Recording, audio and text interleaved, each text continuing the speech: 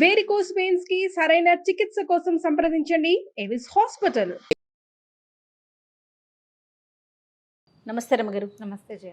రమగారు, మనకి కొన్ని దేవాలయాల్లో నిమ్మకాయలో దీపం పెడుతూ ఉంటారండి. దీనికి ఏమైనా ప్రత్యేకమైన కారణాలు ఉంటాయా? అంటే ఏ ఫలితం కోసం నిమ్మకాయలో దీపం పెడుతూ ఉంటాం? దుర్గాదేవి అనుగ్రహం కోసం పెడతారు. నిమ్మకాయ దీపం మామూలు సమయాల్లో వాటికంటే కూడా రాహుకాలంలో పెట్టడం విధానం. అవును. ఈ రాహుకాలం అంటే ఇది ఎప్పుడు వస్తుంది? రోజుకి ఒక టైం ఉంది. మంగళవారం 3 నుంచి 4:30 దాకా సాయంకాలం ఓ పావు గంట 10 నిమిషాలు అటు ఇటుగా ఉంటుంది, 3 to 4:30. శుక్రవారం 10:30 to 12. ఈ 2 రోజుల్లోనే ప్రత్యేకంగా మనం దుర్గాదేవి కోసం పెడతాం. దీంతోపాటు అష్టమి నాడు పెట్టచ్చు. అష్టమి ఏ వారమైనా సరే, అష్టమి ఏ వారం అయితే ఆ వారానికి సరిపడిన రాహుకాలంలో చూసి పెట్టుకోవచ్చు. కానీ ఎక్కువగా ఇది మన ప్రాంతపు సాంప్రదాయంగా కనపడదు జయ. తమిళనాడులో బాగా పెడతారండి. కామాక్షి దీపం అని పెడతారు. అక్కడ పైగా రాహుకాలం వాళ్ళు పాటిస్తారు. అవును. మనకి రాహుకాలం పాటింపు మన దగ్గర ఉండదు. మనం వర్జ్యం పాటిస్తాం.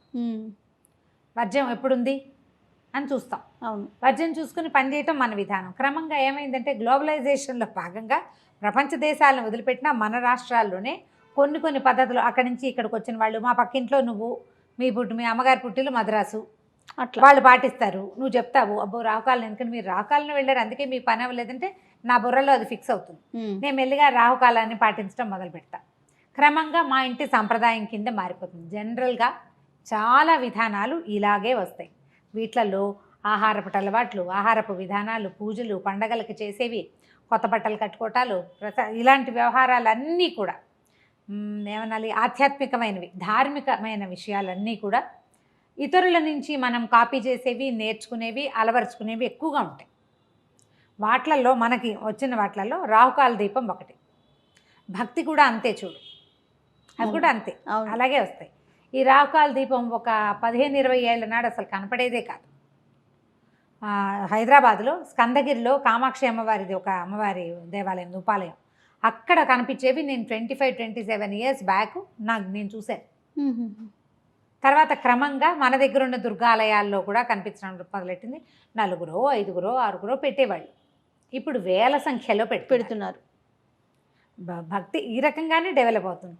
భక్తి అంటే నమ్మిక అవి కాదు, విధానాలు కాపీ చేసుకుంటాం మనం. మంచిదేగా, మన ఇంట్లో అలవాట్లేదు అని నేను అన్నాను అనుకో, మన వైపు అలవాట్లేదు ఏమైంది, అమ్మవారికేగా మంచిదేగా ఊళ్ళో పెట్టడం కాదని అనలేం మనం. అవును. అది చేశాక మనకి ఏదైనా ఒక శుభమో ఒక సానుకూలమైనది ఒకటి కనపడింది అనుకో, ఇంకా మానబుద్ధి కాదు, అవును చేయాలనిపిస్తుంది. బోల్డ్ అని విధానాలు ఉన్నాయి దానికి. శుక్రవారం కానీ మంగళవారం కానీ రాహుకాలంలో అమ్మవారి సన్నిధిలో దీపం పెట్టుకోవచ్చు. ఒక్క దీపం నుంచి 9 దీపాల వరకు ఒక దీపం పెడతారు. ఒకే నిమ్మకాయ ఒక డిప్పలోనే, ఆ నిమ్మ డిప్పలు వెనక్కి తిప్పి దాంట్లో ఆవునేతి దీపాన్ని వెలిగించటం ఒక పద్ధతి. నువ్వుల నూనె వెలిగిస్తే మంచిదని మొన్న మధ్య ఎవరో చెప్పారు నాకు.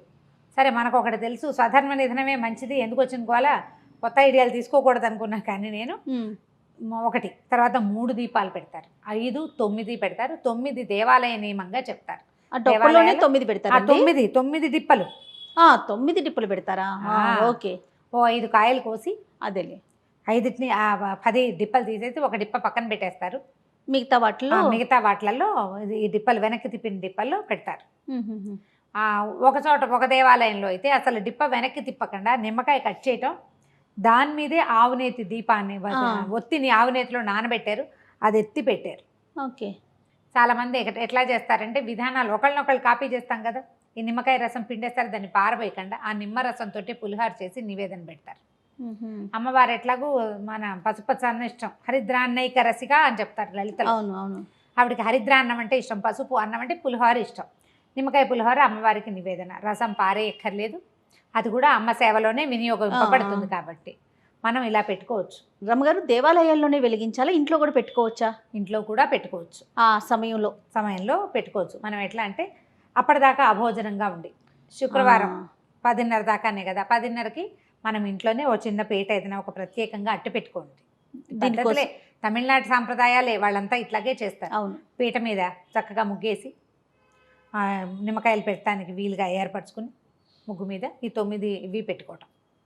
9 చెప్పాక 3, 5 ఎన్నైనా పెట్టచ్చని మనం ఏదైనా ఒకటి అలవర్చుకుంటే ఇంకా దాన్ని కంటిన్యూ చేసుకోవాలి ఓకే. ఓ పద్ధతి ప్రకారం. ఇదేంటంటే మనకి జాతకాల్లో రాహుగ్రహానికి ఇబ్బందులు ఉన్నప్పుడు రాహువుకి అధిష్టాన దేవత దుర్గ, అందుకోసం ఆమెని ఆరాధించడం కోసం దుర్గా స్తవం చదువుకోవటం. దుర్గా ద్వాత్రింశమాల ఒకటి ఉంది, 32 నామాలు ఉన్నది. దుర్గా దుర్గార్తిసమని దుర్గాపద్వినివారిణి, మంచి శ్లోకం. అన్నీ దుర్గ దుర్గ దుర్గ దుర్గ వస్తాయన్నమాట. అట్లాంటివి చదువుకుని దీన్ని వెలిగించుకోవటము. తర్వాత ఈ నిమ్మకాయతోటో ఇంకో దేనితోటో ఒక పులిహార చేసి అన్న నివేదన చేయటము, దాన్ని బాగా ప్రసాదాన్ని పంచటము దాని నియమం.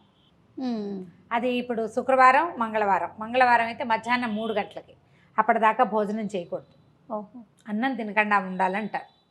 3 గంటల నుంచి 4:30 దాకా. కానీ నేను చాలా చోట్ల గమనించింది ఏంటంటే మంగళవారాలు దేవాలయాల్లోనూ శుక్రవారాలు ఇంట్లోనూ పెట్టుకుంటారు. ఓహో. శుక్రవార రాహుకాల పూజ లక్ష్మీదేవికి కూడా ప్రీతికరమని ఒక చోట వింటున్నాం ఇవాళ రేపు. కానీ ఎప్పుడైనా రాహుకాల పూజ అంటే రాహు సమయంలో పెట్టుకుంటేనే జపిస్తే అది దుర్గాదేవికి చెందుతుంది. ఆ సమయంలో దుర్గని గనక పూజిస్తే అమ్మవారి దయ వల్ల రాహు గ్రహం తాలూకు మనకి అంతర్దశలలోనో విదశలలోనో ఎక్కడో చోట రాహు తాలూకు ప్రతాపం ఉన్నప్పుడు, మనకి ఇబ్బందులు ఉన్నప్పుడు అవి తొలగిపోవటం కోసం సాధారణంగా జాతకాన్ని ఫాలో అయ్యి చేస్తారు ఇట్లాంటివి. కాదు రమ్మగారు, పెళ్ళైన వారైనా పెళ్లి కాని వాళ్ళు ఎవరైనా చేయొచ్చు. ఎవరైనా పిల్లలకి జాతకం చూపిస్తారు, రాహుదోషాలు ఉన్నాయి, రాహుగ్రహంతో ఇబ్బందులు ఉన్నాయి, అలా చెప్పారనుకో ఏం చేయించమంటారు అంటే పరిహారం చెప్తారు, రాహుకాల దీపం పెట్టండి అంటే సులువు కదా. అవునవును. దుర్గాదేవికి సంబంధించిన స్తోత్రాలు కొన్ని చక్కగా చదువుకోవటం, నేర్చుకోవటం, దేవాలయానికి వెళ్ళి అక్కడ శ్రద్ధగా చేయటం, ఆ దీపాన్ని అమ్మవారికి చూపించడం. దుర్గ చక్కగా స్థిమితంగా కూర్చుని ఉంటుంది. అమీర్పేటలో ఉన్న దుర్గా అమ్మవారి దేవాలయంలో అయితే మంచి హడావిడిగా ఉంటుంది. అవును అవును. బాగా ఫుల్ టైం. అప్పుడు ఏంటంటే మనకి దేవాలయంలో అయితే ఏంటంటే చక్కగా అర్చన చేసుకునే అవకాశం, సాంగంగా పూజించుకునే అవకాశం లభిస్తుంది. మనం ఇంట్లో అయితే ఏంటంటే మనకి చేతొచ్చిన పూజ చేస్తాం. అవును. సాంగ పూజ ఎట్లా కుదురుతుంది. దేవాలయంలో అయితే అర్చక స్వామి ఎవరో ఉంటారు, వాళ్ళు చక్కగా అన్నీ చెప్తారు, ఒకదాని వెనకాల ఒకటి ఏం చేయాలి లైన్ ప్రకారం మనకే వచ్చి చేసుకోగలిగితే అది ఏమీ రాదయ్యా. మనకి గుళ్ళోకి వెళ్ళలేం, ఇంట్లో చేసుకోవాలి. చక్కగా దండం పెట్టుకోండి, దీపారాధన ఒక మామూలు దీపారాధన చేసుకున్నాక అప్పుడు ఈ రాహుకాల దీపాన్ని వెలిగించి దుర్గాదేవికి సంబంధించిన ఏ స్తోత్రాన్నైనా మనం చదువుకోవచ్చు. చదువుకుని పళ్ళు పాలు తర్వాత ఇంట్లో ఉంటాం కాబట్టి పానకము వడపప్పు అలాంటివి నివేదన చేస్తే నిమ్మకాయ దీపం చాలా ఫలితం ఇస్తుందని, సమస్యలు రాహువు వల్ల వచ్చే సమస్యలు మనకి తొలగిపోతాయని చెప్తారు. ఇది ఒక మంచి ప్రయత్నం. ఇది అందరూ పెట్టాల్సిందే చేయాల్సిందే అని అనుకోవద్దు. మీకు ఆసక్తి ఉంటే పెట్టుకోవటం, ఆసక్తి ఉండి అవసరం ఉండి. ఇది మనకి గ్రహదోషాలు ఉన్న వాళ్ళకి చాలా బాగా ఫలితాన్ని ఇస్తుంది. మామూలుగా పెట్టుకుంటే కూడా మంచిదే. మేము శుక్రవారాలు మా లెక్క ఏంటంటే ఆ 12 గంటల దాకా ఉండాలి దీపారాధన. మామూలుగా కూడా ఉంటుంది. శుక్రవారం ఏదైనా కాస్త అటు ఇటుగా లేట్ అయినా, పూజ లేట్ అయినా కూడా 10:30 లోపల దీపం పెట్టాలి, రాకాలానికి ముందే దీపం పెట్టాలి అని పెట్టుకుంటాము. ఒక్కొక్క నియమం, మనం సింపుల్ నియమం పెట్టుకోవాలన్నమాట. మనం చేయగలగాలి కదా. ఏదైనా పెద్దది బరువు పెట్టుకోవడం సులువు, దానికోసం ఇంటిలిపాది ఇబ్బంది పడేలాగా ఉండకూడదు. ఈజీగా చేసుకుంటే కనుక ఈ మామూలుగా దుర్గా ఆరాధనే చాలా అత్యద్భుతమైన ఫలితాన్ని ఇస్తుంది. భయం పోగొడుతుంది. ఆపదలలో కూడా మన వెన్నంటి ఉండి, ఆపదలు రావని చెప్పలేం, వస్తాయి, వచ్చినా కూడా వాటిని తట్టుకోగలం, తప్పించుకోగలం, ఎవరిదైనా సహాయం లభిస్తుంది. అందుకని ఎప్పుడు దుర్గా పూజ చాలా సత్ఫలితాలను ఇస్తుంది. అందులో ఇదొక విధానం. తప్పకుండా. నమస్తే. నమస్తే.